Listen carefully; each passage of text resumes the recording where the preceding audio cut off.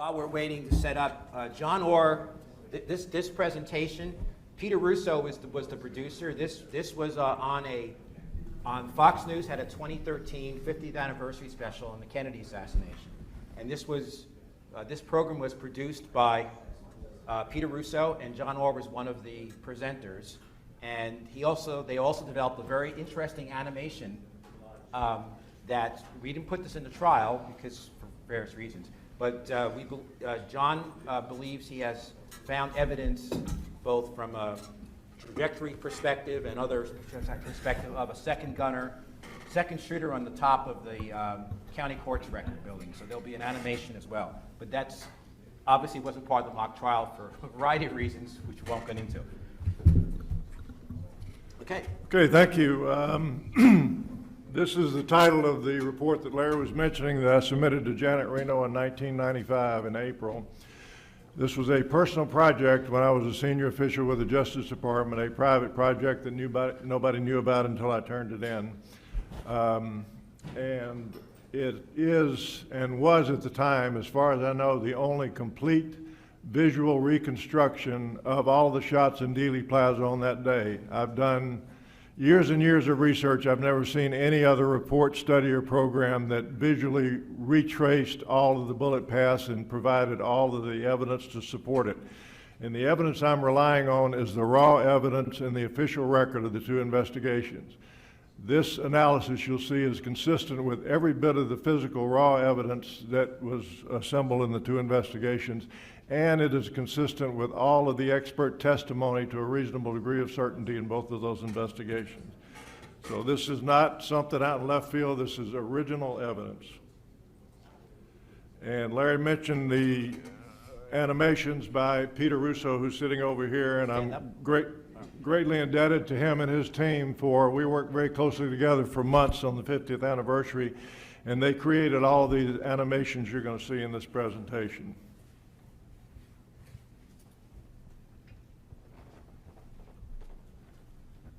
I need to get a mouse. There it is. Okay. The first animation is of Dealey Plaza.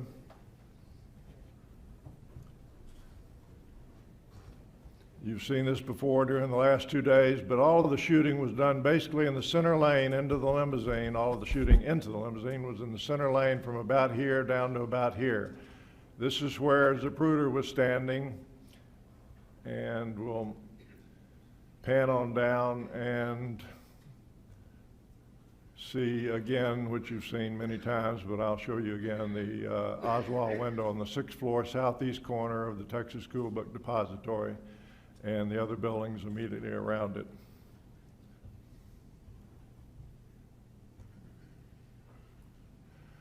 The FBI, Secret Service, and CIA all correctly concluded shortly after the assassination that 3 bullets landed in the limousine. This is all 3 agencies concluded that the first bullet hit the president in the back, the second bullet hit the governor in the back, and the third bullet hit the president in the head. However, when a few weeks later the evidence was fully developed about the James Tague bullet down at the very far end, the bottom of Dealey Plaza by the triple overpass, the Warren Commission realized they had a dilemma. By then, the evidence was clear that Lee Harvey Oswald had fired 3 shots and 3 shots only. The commission, make no mistake, was a politically appointed committee with a political agenda. Their objective was to prevent World War III by proving that Oswald was a lone nut and had done it by himself with no help. They took this mandate very seriously and never really considered the possibility of multiple shooters. I could not find 5 minutes of deliberation in all the archives records I read of the Warren Commission looking at multiple shooters. Now, you actually went to the archives? I've read everything that's publicly available, tens of thousands of pages of all the original evidence and all of the internal notes of the commission. You've had more access than other people. I had access to the original records, the magic bullet, the president's coat, the president's shirt, the curb mark you're going to see where the bullet hit by James Tague. I've looked at all the key evidence right up next to my nose, and I know what it looks like. I know what's there. So after learning about the Tague shot, the commission explored whether all the injuries they originally thought came from 2 separate bullets were really only caused by 1 bullet. And this is where the single bullet or magic bullet theory was born. All right, a draft being circulated, the Warren Commission said in one sentence, a bullet had entered his back at a point slightly above the shoulder to the right of the spine. When that draft was circulated, Gerald Ford wrote some handwritten notations suggesting this change. A bullet had entered the back of his neck slightly to the right of the spine. The final commission report, which all of you can read, says that same sentence, a bullet had entered the base of the back of his neck slightly to the right of the spine. So very similar to what Gerald Ford had suggested and saying that the bullet hit in the neck. There's just one problem with that. The bullet hit in the back, not the neck, and we're going to show you that with crystal clarity, I hope.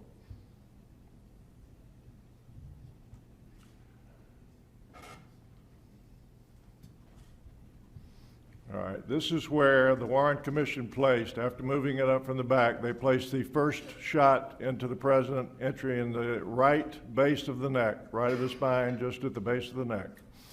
The head injury is shown above, but we'll get to that later.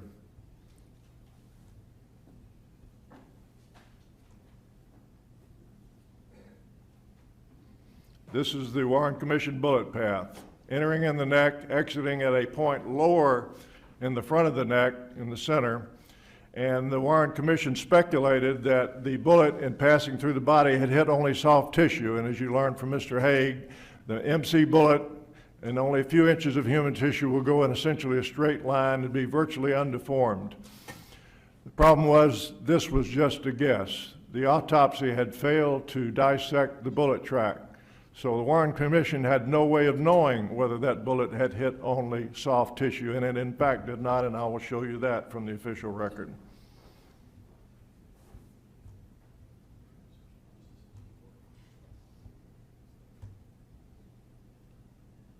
All right, here's the magic bullet path you've heard about a lot for the last 2 days. This is one of the Fox animations, and we recreated the Dealey Plaza to scale, all the buildings to scale, the streets and everything. And this is projected down from the 6th floor window, Oswald's, into the limousine. And this is what the magic bullet would have you believe if you accept this theory. Oswald's window, the yellow line is the bullet path.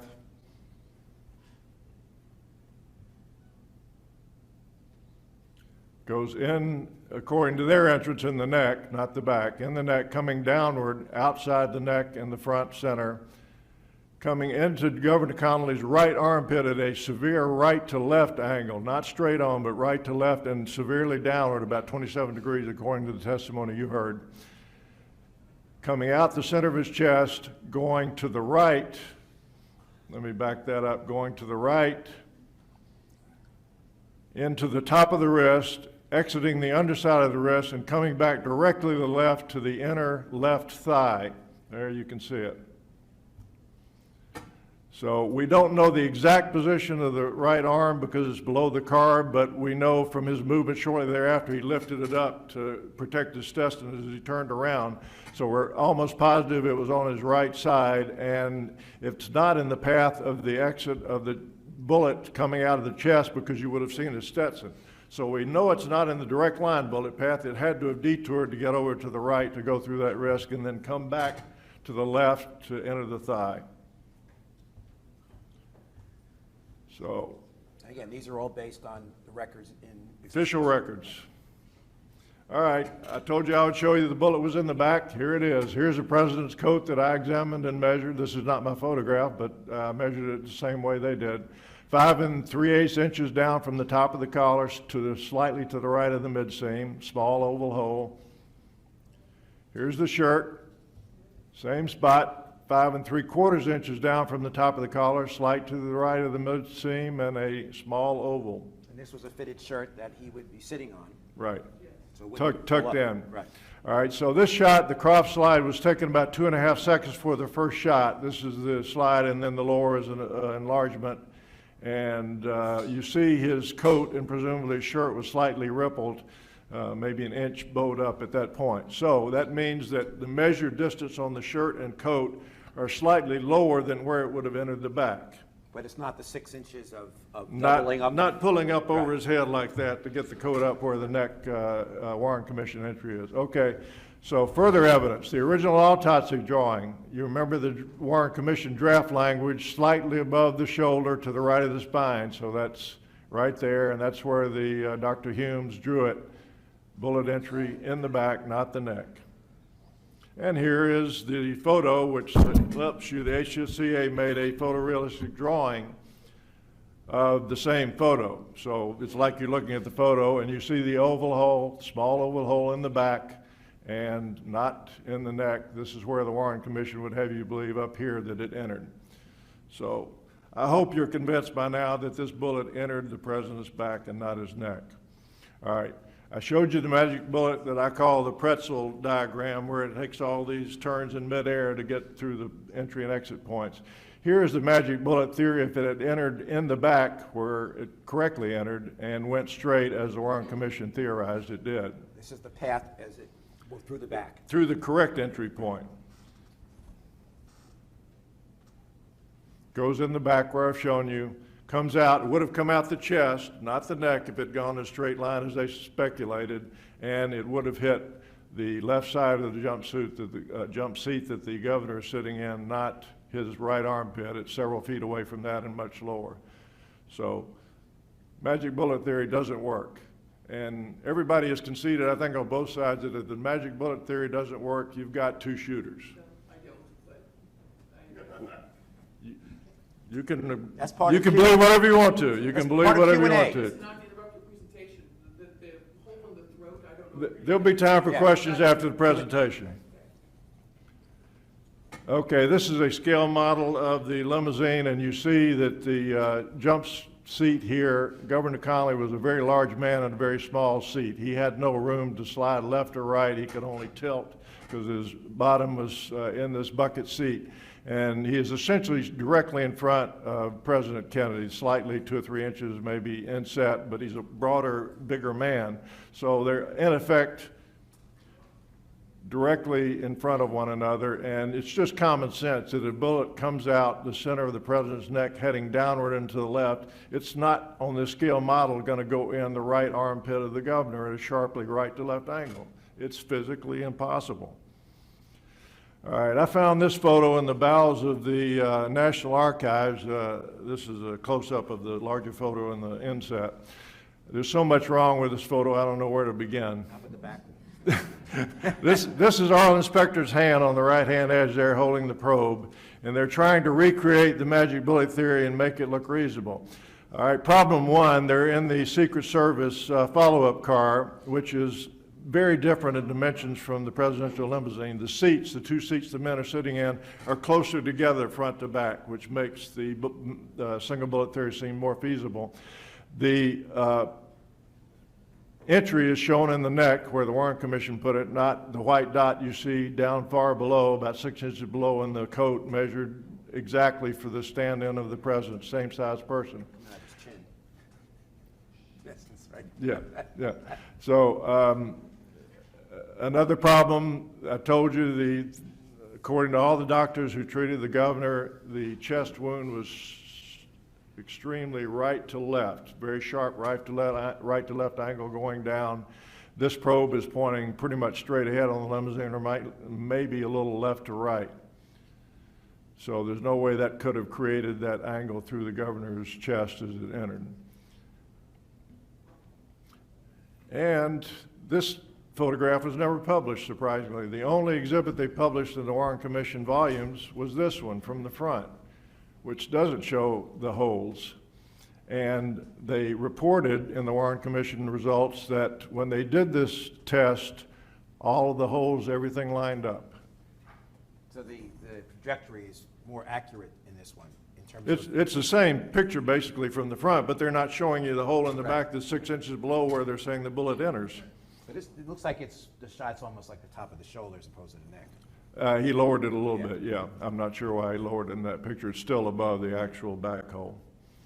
All right, this is Dr. Bodden, head of the HSCA pathology panel, who is demonstrating in an old TV program I saw the upward and leftward angle of the entry to exit holes. the entry in the back and the exit hole right here in the base of the neck, the back is lower than the exit. So how does a bullet coming downward, sharply downward from the 6th floor, enter the back, and it went downward about 2 inches, according to the autopsy doctor, sharply downward when it entered the back? How does it wind up exiting a few inches later at a higher point? Well, I'm going to show you that too. No surprise, right?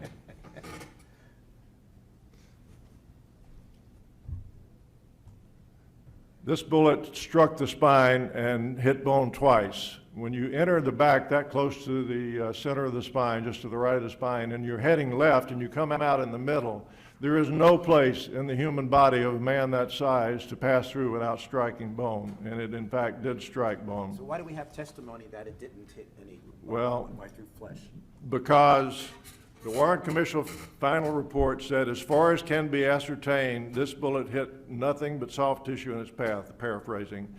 That's because, as I said, they did not dissect the injury, and they didn't even know it passed all the way through the body until after they shipped the body off and found out from Parkland the next day that it had exited and not bounced out the back like they thought when they closed the autopsy. And so we have, what, evidence of medical I'm record? about to give you that, yeah. Okay, cool. This comes down sharply from the 6th floor, passes through a wing off the first thoracic vertebra called the right transverse process. The HSCA pathology panel, I believe, unanimously concluded that this process was fractured, completely separated from the spinal column. There's a big hole blown through the inner part of it. It then went forward to hit the first rib where it joins the spinal column. One of the HSCA radiologists said that damage was in the area of the first rib joining the spinal column, and that's where it deflected upward. That's how you get the upward angle from the exit higher than the entry. So it goes through the wing here, the transverse process, blows a hole in it, hits the rib, which is a very sturdy bone, and bounces off the top. And again, this is the Warren Commission path, very, very different from what the evidence actually shows. So, as you can probably determine, this gentleman notwithstanding, the magic bullet theory is already dead. I mean, it's dead and buried. There's nothing you can do to rehabilitate it at this point. Don't mince words, tell us how you really feel. Well, I didn't Wait, say it's we're just, medical yeah, theory. I had to respond. okay. We'll talk later. Okay, the first shot, as I set out in considerable detail in my report, and I don't have time for it today, was at Zapruder 204. I'll just give you one piece of evidence supporting that. Everybody who testified that they were watching the president when he was hit the first shot said that he was looking to the right and waving, every one of them. The last time he's seen looking to the right and waving is frame 204.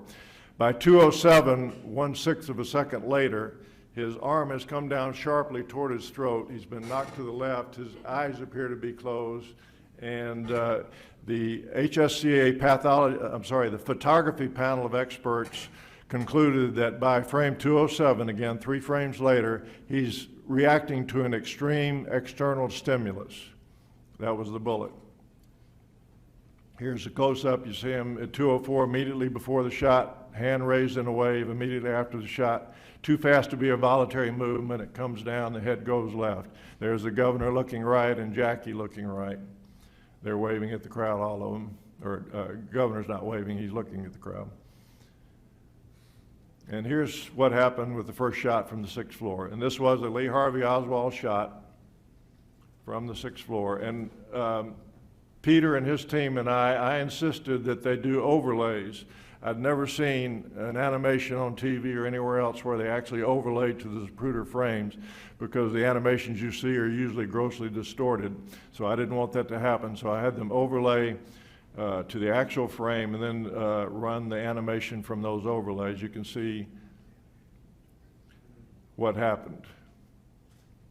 Came down from the 6th floor, entered the back where we now know it entered, exited at a higher point, still going right to left, hit the chrome strip above the mirror, rear view mirror in the center of the car.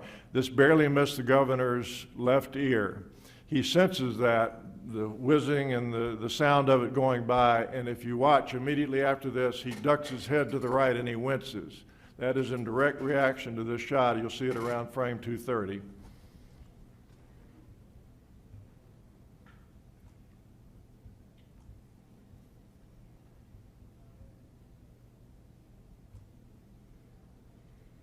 All right, here's the bullet dent and a close-up of the same picture to the right. You can see from the shape of the dent in the chrome that it's a low to high and right to left. The way that oval is shaped, just like a bullet hole, you can tell pretty much the direction that bullet came from. And the FBI agent, the ballistics expert, testified that this bullet was moving at a fairly high but not full velocity. He said if it was full, it would have penetrated, gone right through the chrome, but it was substantially reduced but still fairly high velocity, which is a perfect description of a bullet that has gone through the top part of the president's body and smashed into two bones.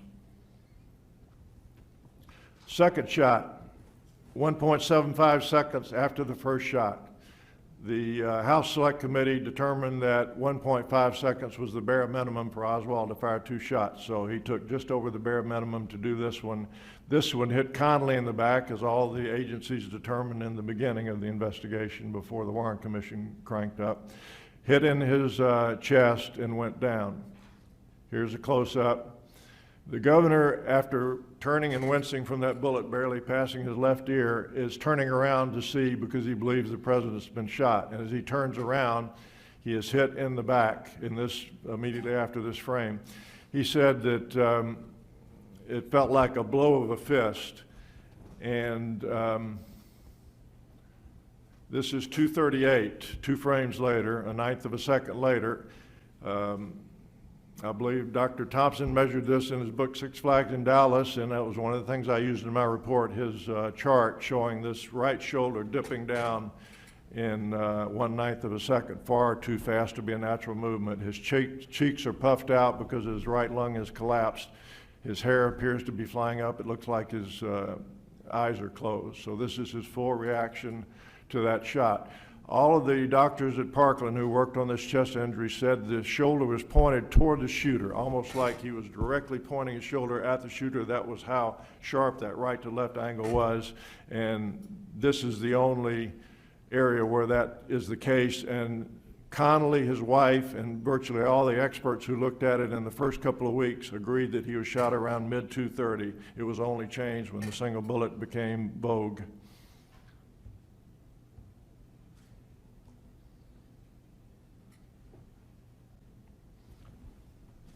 Here's the trajectory from the 6th floor. Again, Oswald shot too fast to take aim at the president, so he missed him over his right arm, hit the governor by mistake.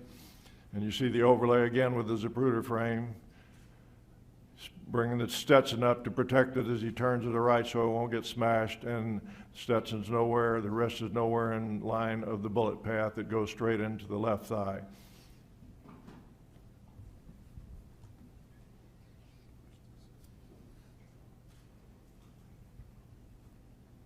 This is what it looks like on the inside. Enters the armpit, comes out just below the nipple, center of the chest. That red circle indicates the 2-inch hole that was blown from the bullet, knocking out 4 inches of the 5th rib and starting to tumble as it comes out, creating the big hole.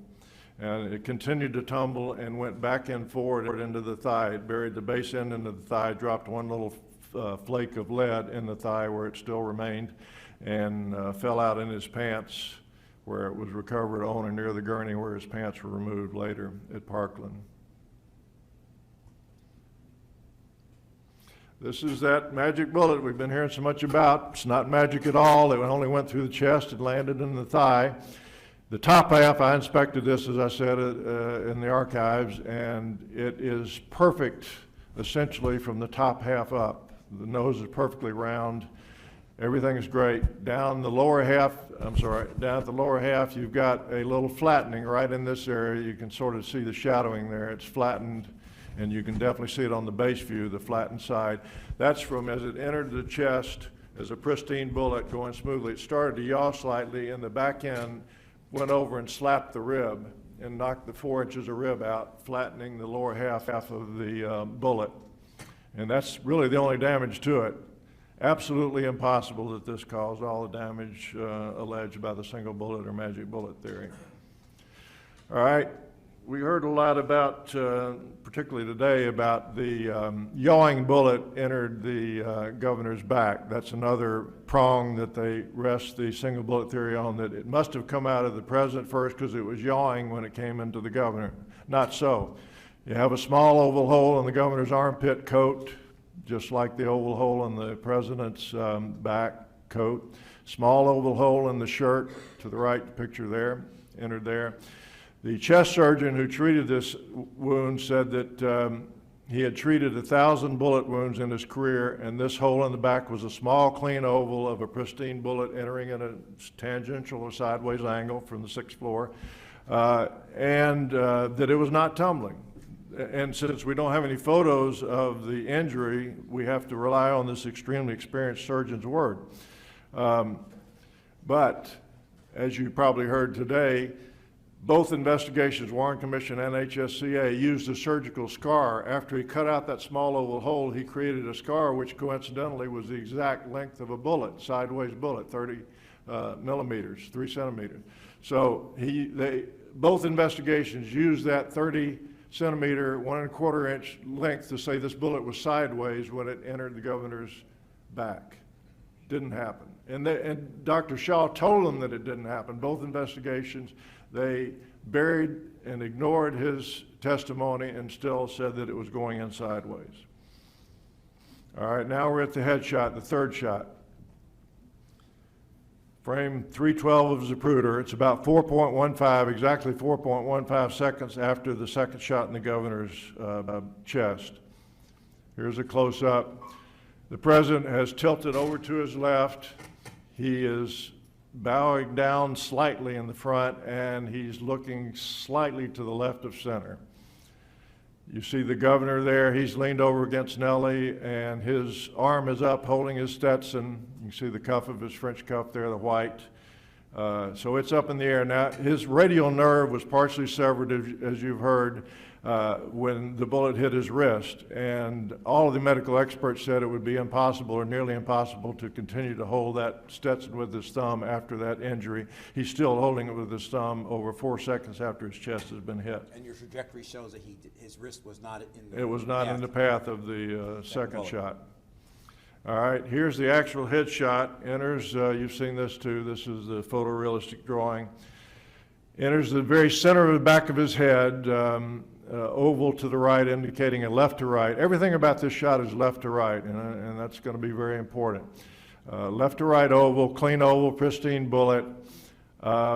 This is a near perfect shot at 100 yards. You've heard all about Oswald's rifle and his mediocre abilities.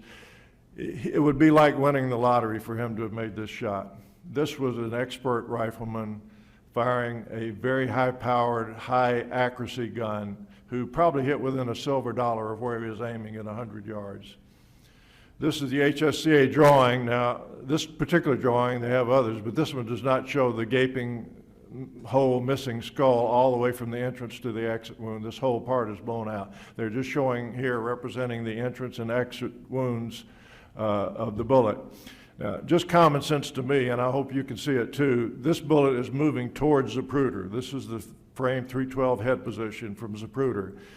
Enters the center of the back of his head, exit his right temple. That bullet is moving closer to Zapruder. The right temple is closer to Zapruder than the center of the back of the head. At all times during the assassination in the motorcade, the limousine was left of Oswald. Oswald was to the right rear of the limousine. So there's no way left to right shot can come from Oswald's position. So this is a different angle, this Different approach angle, left to right instead of right to left. Here is the official drawing of the brain, HSCA.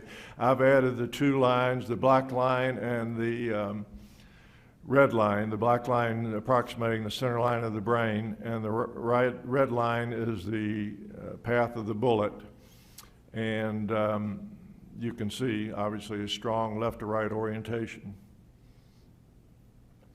And here is the third shot. Well, here's third shot path.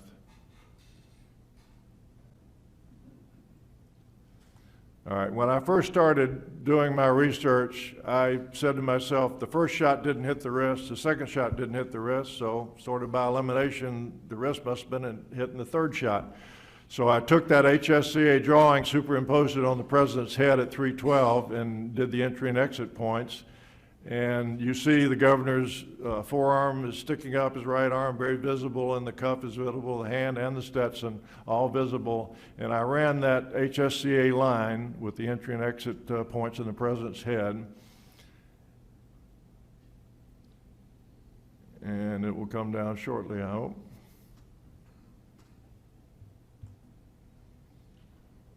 Okay.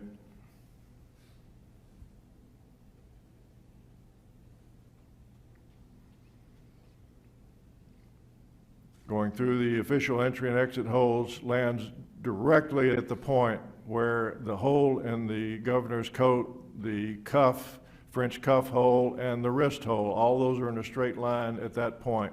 That was the position the governor's wrist was in when it was hit, and the radial nerve was severed, not 5 or 6 seconds previously.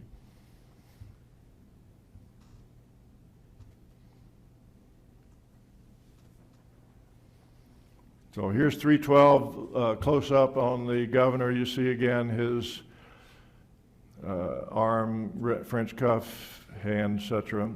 1/18th of a second later, 313, that arm has been driven about 6 inches forward. As you can see, it's considerably flattened out, totally different perspective, and the Stetson has gone down below view. I found in the bowels of the archives again an internal memo from one of the Warren Commission staff attorneys who said that he noticed this change from 312 to 313, and he said, noted the forward movement. He said, this is too fast a movement to be voluntary. We have to look into this further. Of course, they never did. Never saw another word about it.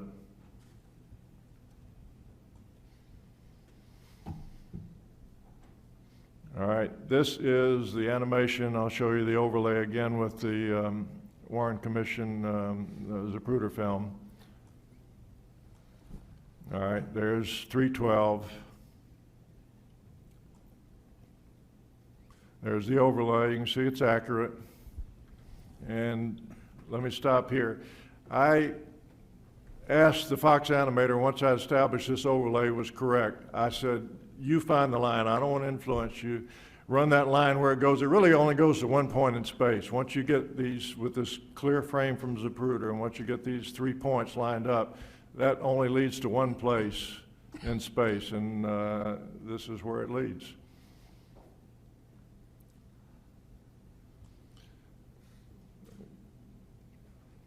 Back that up, sorry.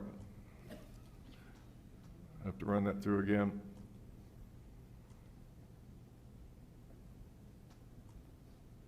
Okay. See the overlay again. See if it's accurate in your own mind.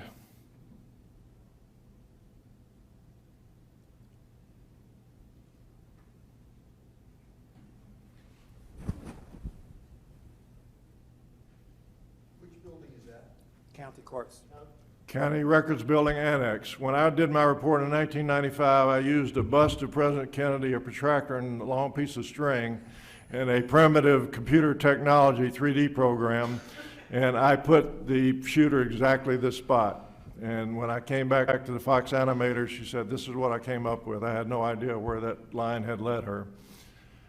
And if you're good at Googling at all, you can go online and see that a number of this person's associates will tell you or said that he was an expert marksman. He was on the roof of the CRB Annex during the assassination. He had a high-powered rifle, and he allegedly told at least one or more people that he fired one shot and one shot only.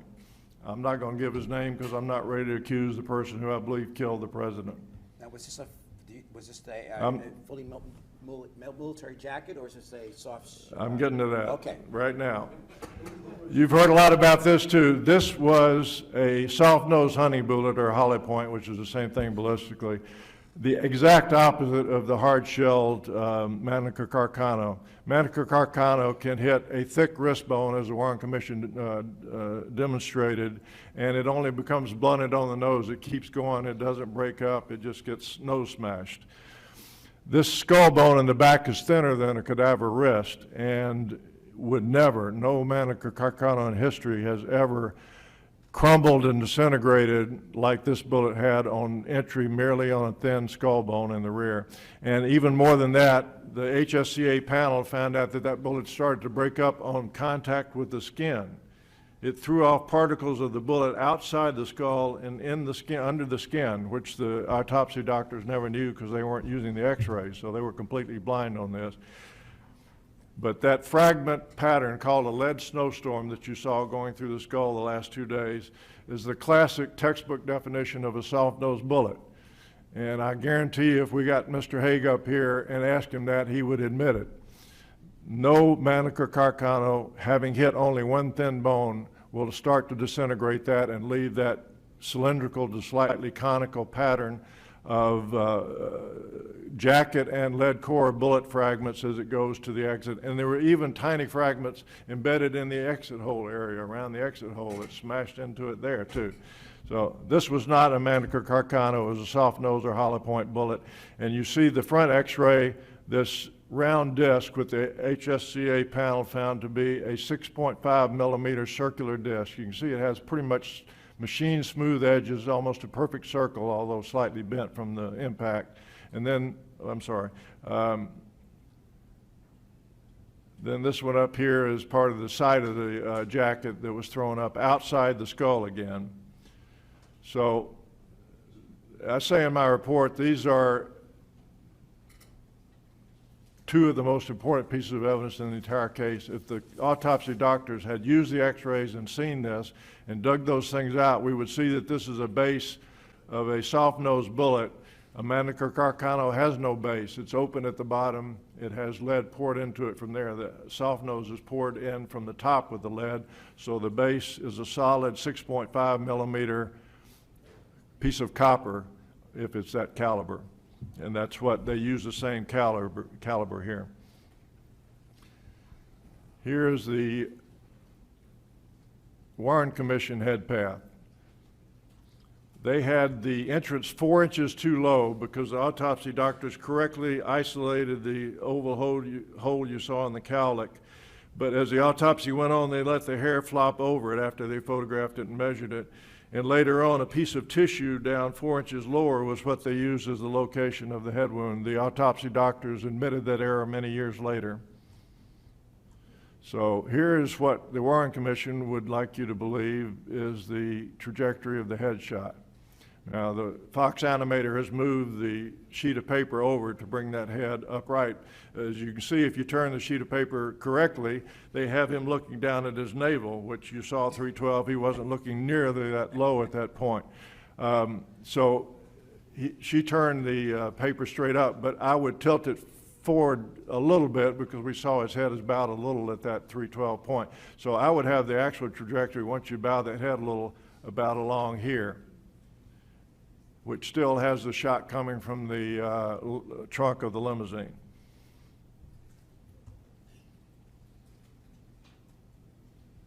And if Oswald had fired that shot, as I said, he's always right to left, shooting down from the 6th floor right to left. Here's what that shot would have looked like had he fired it.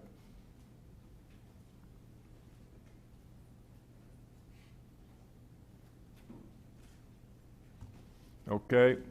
Goes in the cowlick, center of the back of the head. Now the president's head is slightly tilted to the left, not directly center with the limousine, slightly to the left. So that small right to left angle at this distance from Oswald goes right through the middle of the slightly turned head, would come out in the forehead as this animation shows, and would have hit Governor Connolly in the neck.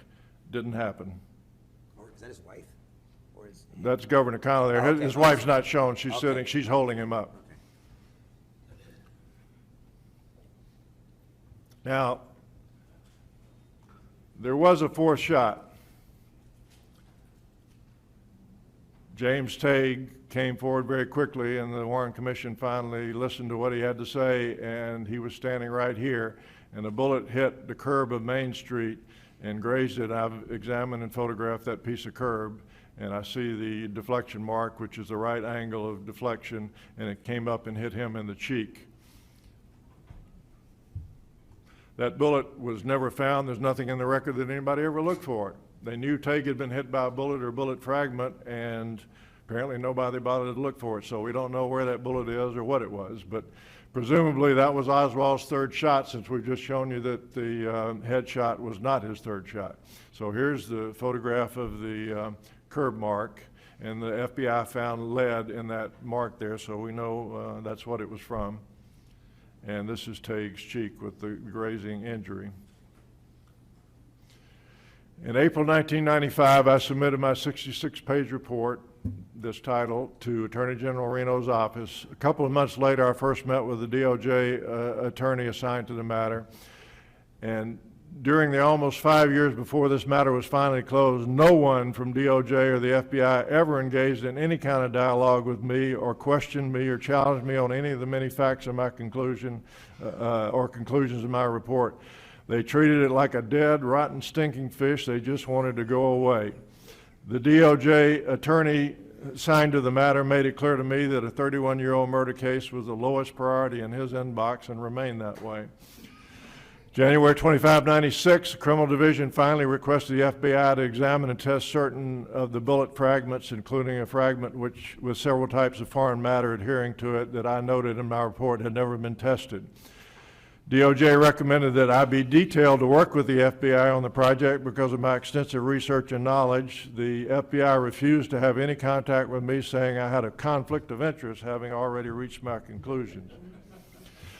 In January 2000, the results of the FBI testing were released, and they were spectacularly uninformative. Although several types of foreign matter were noted on the bullet fragment, they chose to test only two types that appeared to the naked eye to be organic. They were determined to be human skin and human muscle tissue. DNA tests were run and were inconclusive. Richard III died in the 1400s. They dug him up from a parking lot in England and got DNA off of him. Couldn't get DNA off of 1963 samples that had been meticulously preserved in the archives. The FBI said I had a conflict of interest, but my only goal has always been to learn the truth. However, in my opinion, this investigation never should have been turned over to the FBI. It was, in effect, DOJ saying to them, please take a look at this evidence and let us know whether the FBI badly botched the original investigation into the crime of the 20th century. I think we all know what that answer is going to be. Any future examination of the JFK evidence should be done by investigators who have no institutional interest in the outcome and by experts who have no special knowledge of the assassination, have not publicly stated their opinions about it, very important, and preferably were not even born in 1963. Now, this is an ethics presentation. Doesn't sound like it, but everything I've said relates to something that we're going to talk about now. The Code of Federal Regulations, which controls the FBI and the DOJ employees, controlled me when I was there, and is specifically incorporated into the FBI Ethics Guide, says that unless authorized under, no employee shall participate in a criminal investigation or prosecution if he has a personal or political relationship with any person or organization which he knows has a specific and substantial interest that would be directly affected by the outcome of the investigation or prosecution. I would submit that the FBI would fit into that organizational definition. Why is that? Because they staked their reputation some years ago on having gotten that right, and if it's proved that they missed it, it was so obvious, and they missed it badly, then when they go into court and testify as to other crimes, their reputation will be diminished substantially. And having been in the Department of Justice my whole career, I know that government agencies do not work for a profit. They're not business enterprises. Their sole thing is their mission, and their mission is protected by their reputation. And you guard that reputation zealously and hopefully ethically, but if that reputation is hurt, your mission is badly damaged. So the Amandas of the world, the criminal lawyers, would be using this to question FBI. Exactly. ABA standards of prosecutorial investigations. The prosecutor should resist political pressure intended to influence the conduct focus, duration, or outcome of a criminal investigation. The prosecutor should generally not make decisions related to a criminal investigation based upon their impact on the political process. Kind of goes back to the Warren Commission, doesn't it? So those are the ethical issues that I see that are brought in by what I ran into. I do not see a grand conspiracy to hundreds of people in the whole military-industrial complex and the Justice Department trying to alter evidence. I see bad mistakes made, people acting under grief and shock, making errors, people hiding secrets unrelated to the assassination that make them look suspicious. But as I said, my analysis I've just showed you is based entirely on evidence in the official record. Everything fit together perfectly. I didn't have to find that somebody had jimmied an x-ray or something, because the x-ray fit the straight line. You wouldn't be able to alter something and know how to alter it to make it look like you want it to. So I have a question. I know that you're unwilling to identify the person.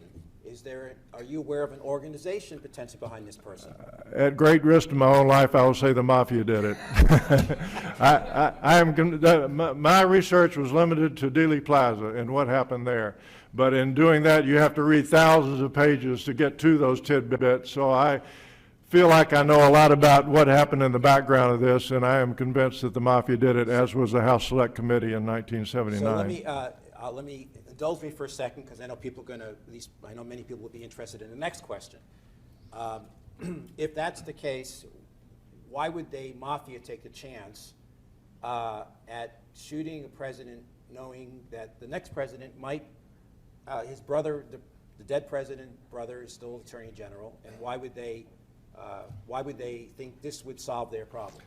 I don't want to get in too much into politics here, but this person who did it was a criminal genius, and he executed it very well. It's been 54 years, and he got his goal. Robert Kennedy was engaging in the most effective war against organized crime that ever has been.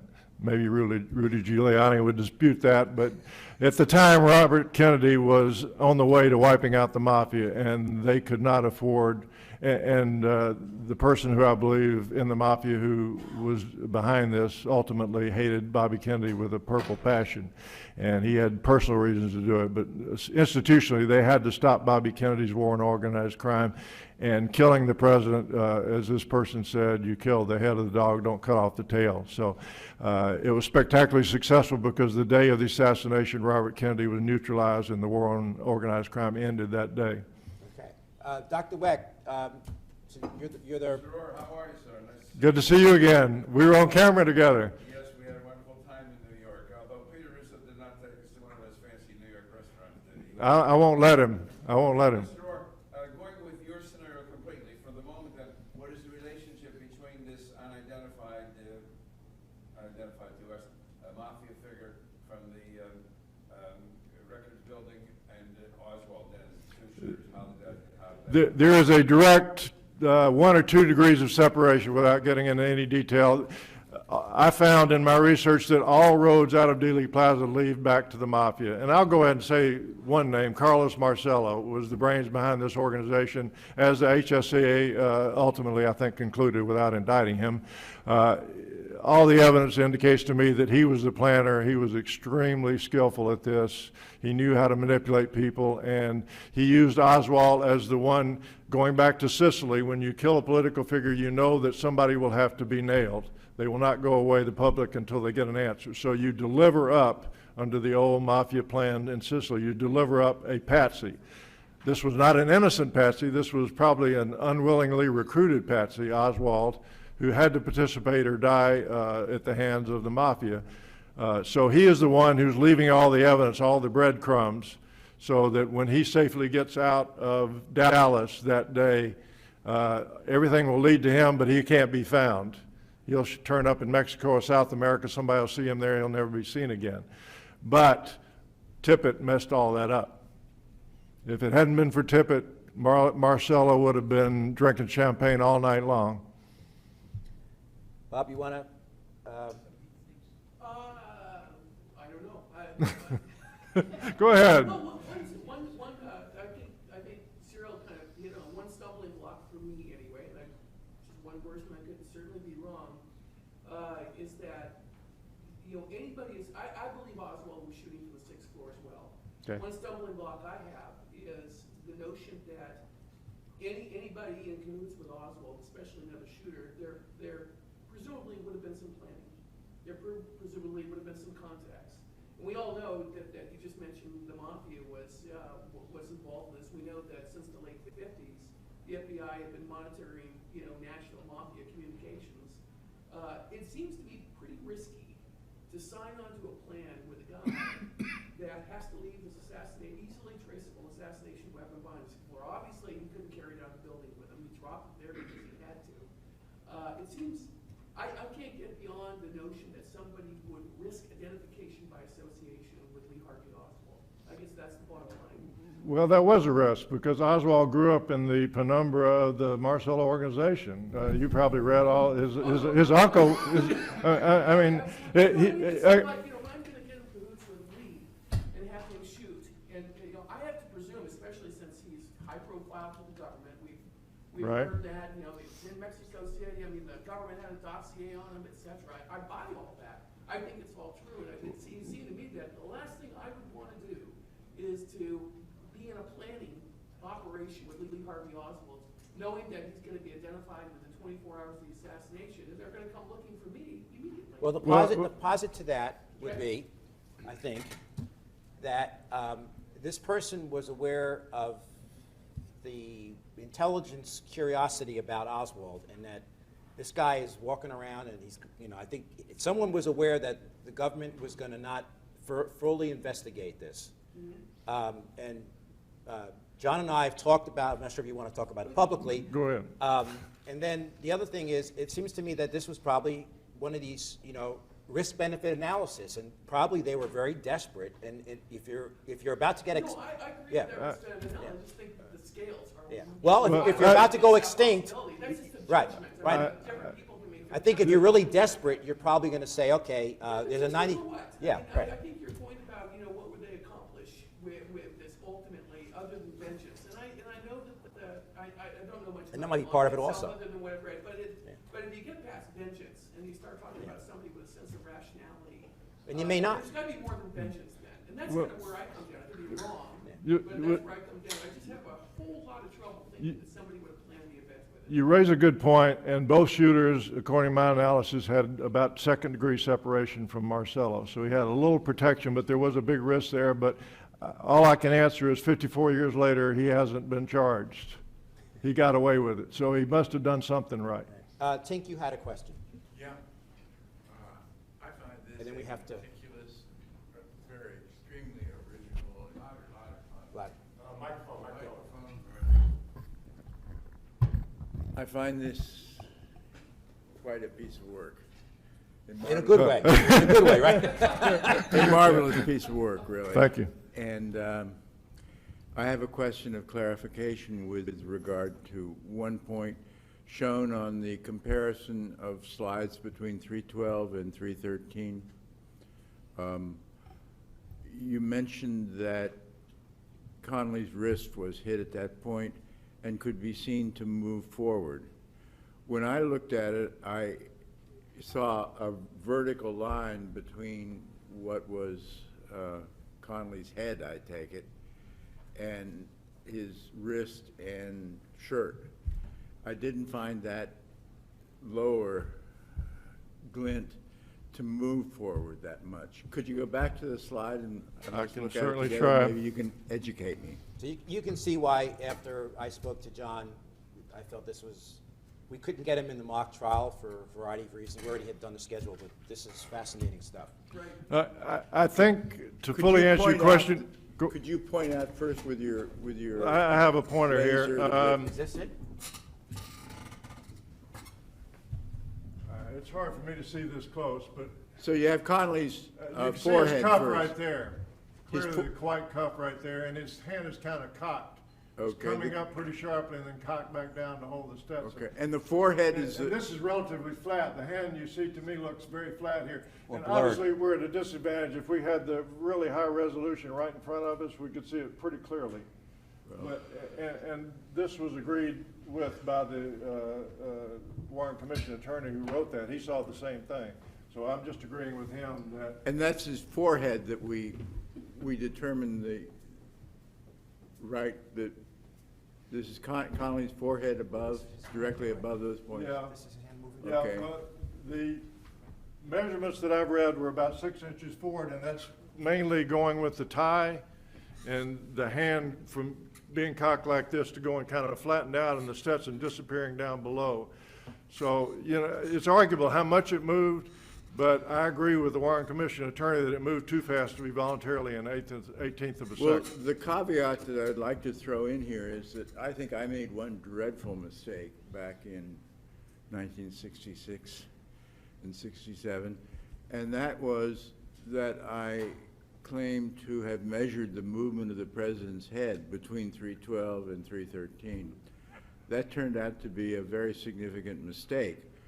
What had actually happened was that since 312 is extremely clear and 313 is blurred, that blur introduced what I measured as a movement on Kennedy's part. What it actually was the movement of Zapruder's camera. He was startled at that time by the shot. Well, as I told you last night, I used that chart in my report, and I agree with your original determination, and the House Select Committee photographic experts agree with it, that his head did move slightly forward at the impact from the back of the head because of the drilling impact of the bullet. The pristine bullet knocked the head forward slightly, and then this huge explosion of matter, like a jet engine, created the jet recoil effect and blew backwards. But I want to say, while I have a chance, I told you, I went to a collector's bookstore and bought your book, and that was the first basis of my research because you were the only person who did detailed research with the bad information you had to work with from the Warren Commission. But you did a great Still remains the best book out there. You did a great job of getting me started. I never would have even been able to get off the ground without your book, and I thank you for that. But back to the point. We got time for one more question, that's it. Back to the point, the head goes forward and to the right. This is all the left to right momentum opposite Oswald.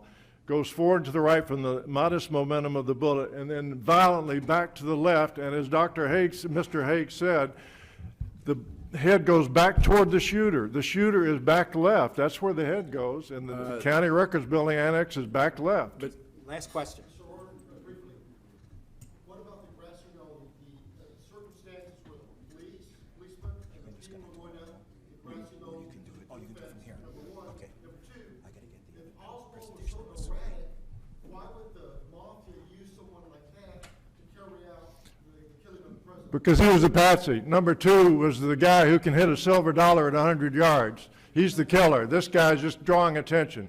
But back to your other question, kind of a complex answer. There's no question that it sounded like the shots came from the grassy knoll, but there's a lot of research on that. The echoes all over the overpass, everywhere, echoing shots in that kind of closed environment. So yes, it did sound like the shots came from there. That's why a lot of people ran up there.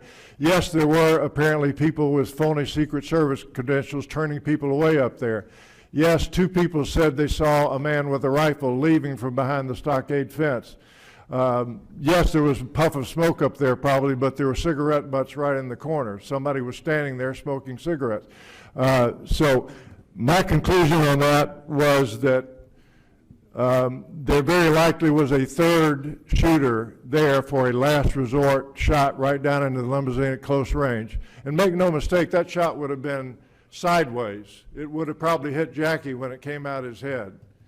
So that shot never happened. There was very likely and possibly a shooter there who was not necessary once that head exploded at 312. And there could have been a spotter with binoculars. We have to cut it off. You could talk to him privately. Could have been a spotter, yeah. So, John, I want to thank you very much for Thank your you. very informative. Thank you all.